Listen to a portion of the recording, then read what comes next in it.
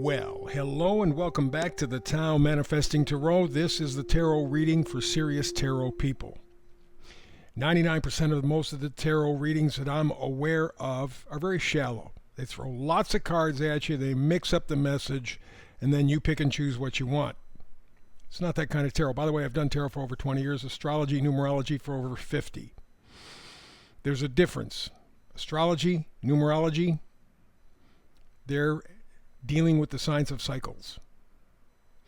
If you know the cycle, you can anticipate the energy. You can't necessarily dictate the event, but you can anticipate the energy. For example, 250 years ago, well, let's go, July 4th, 2026 will be the 250th anniversary birthday of the United States of America. January 4th, 2026, about a year and a half from now. We are now just wrapping up our Pluto coming out of Capricorn. I use Western astrology. Don't waste my time with the others. They're just now coming out of Capricorn, going into Aquarius. So when you're making that transition, first of all, from one sign to another, that creates a certain kind of synergy. By the way, of the big planets, starting with Jupiter, all of them are going to be changing signs within the next year. All going to be moving, all of them moving to fire signs or air signs, which makes it really kind of an interesting situation because the energy is going to change to become more active, more, in some ways problematic, but an opportunity for the public to rise up, to take control back. Very important. So numerology, astrology, they can predict the energy. So 250 years ago, we're signing the Constitution of the United States. Pluto is essentially in the same position it is now, or will be in the next year or so, right at the very end of Capricorn, in the very early beginning of Aquarius. That was when we had our revolution. What's the energy in the country today? I believe that there will be some sort of evolution slash revolution. I don't think there's any way around it. I think the dirt is so thick, so deep, that not one individual or even a small group of individuals can completely clean it up. We got to get involved. Remember, in America, guys, it's a government for the people, of the people, by the people. Where the hell are the people? Nowhere. They're busy with their thumbs up their ass, bitching about their life and not doing anything. So this next 16, 17 months will give us an opportunity to reinvigorate our Constitution. That energy, the Pluto planet, back where it was when we signed the Declaration, we're getting ready to sign another declaration. Or as the Hopi predictions are, that there's a man in a red hat who will not solve our problems for us. I want you to hear that. Somebody else cannot solve our problems for us. We have to do that ourselves. But this person in the red hat, and this is Hopi prophecy from 1,000 years ago, this man in the red hat will be able to kind of direct the energy. Can still go one of two ways, good or bad. What will make the difference is us, you and me. Government by the people, for the people, of the people. That's what's going to make the difference. You can't pass the buck to somebody else. You can't say vote for some son of a bitch in Washington because you see what kind of lying crooks, bastards they are. They showed you, if you had any doubts, last week. So it's up to us. It's a government by the people, for the people, of the people. We have about 16 months or so before we hit 250th anniversary of the United States of America. If we get there. And expect the pressure. More things falling from the sky, more things creating fires, more things creating disasters, more mysteries, more suspense. All that stuff's going to increase because the puppet masters know they are losing their grip. Every day that goes by, they get weaker and weaker. So the man in the red hat, according to the Hopi Indians, will help guide us, but he needs our direction. Stepping up to the plate. That's why astrology, numerology is so important, because we see that energy coming back. The tarot is individualized. The tarot is the science of potential. What the hell are you going to contribute to the conversation? You're just going to sit there like a buffoon? Which is typically what people do. Or are you going to rise to the occasion? If you do, then the Hopi prophecy says we're going to have a better world than we've had in thousands and thousands of years. But it's our choice. Always has been our choice. And for the Christians, and to a lesser extent the Jews, what was the story of Adam and Eve in the Garden of Eden? It was a choice. It's a choice. Bite the apple or not. We are exactly at that position right now. And a year ago, I would have said, well, you know what? We don't stand a chance of a snowball in hell. The puppet masters are taking over. Now, something subtle but profound has changed. Again, I believe the United States, probably the world, is on the verge of an awakening. Parts and pieces are coming together. Whether they can connect, whether there's a synergy there, I don't know. But it's our chance to co-create with the rest of the planet. And that's the theme of this reading. Remember, tarot, the science of potential. If this resonates with you, and it's not going to resonate with everybody, you put 10 people in a room, maybe one, possibly 2 people are going to resonate with the frequency. That's normal. That's typical. I mean, you put 10 people in a room, they're not going to agree with much of anything. Okay? So if it doesn't resonate with you today, don't worry. There's tomorrow, next week, next month. I do a brand new read every day. Oh, yeah, okay. Folks here reminding me, please like, subscribe, and share. Like, subscribe, and share. Like, subscribe, and share. It helps me with the algorithms. It helps this message getting out. This is not your typical tarot reading. It will not be ever. My job is to inspire you.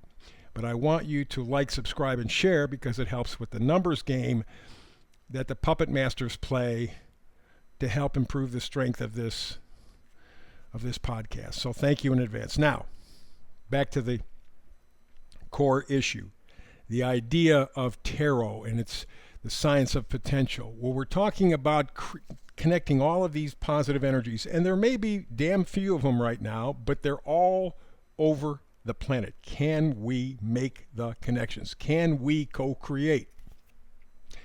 Kind of our Michelangelo moment. Real creation. Here's the meme for today. Don't chase, simply attract. That's vital. That doesn't mean that you're passive. It doesn't mean that you sit there and just meditate. Padma, Padma. That's helpful. But in the end, it's the action from that counts. We didn't win the American Revolutionary War because people were meditating. We didn't wrap up World War I or World War II because people were sitting and meditating. They had to get dirty. They had to die. They had to put all their chips in the center of the table. That's the point we're at right now. And that's why today's reading calls for co-creation. You're reaching in, touching parts of yourself, connecting your mind, your body, your spirit, the human trinity, mind, body, spirit. You're connecting with those first. And then you're attracting similar people. And together we can make it much better. Hopi prophecy said the guy in the red hat's going to be watching us. We can help out. And it's an either-or situation according to Hopi prophecy. You either make it or you break it. So we're calling for co-creation with yourself first and then with the enlightened people around the planet. So let's get to it. All the way to the left, we have the Page of Wands. Wands are positivity, excitement, enthusiasm, joy, being plugged into a real life.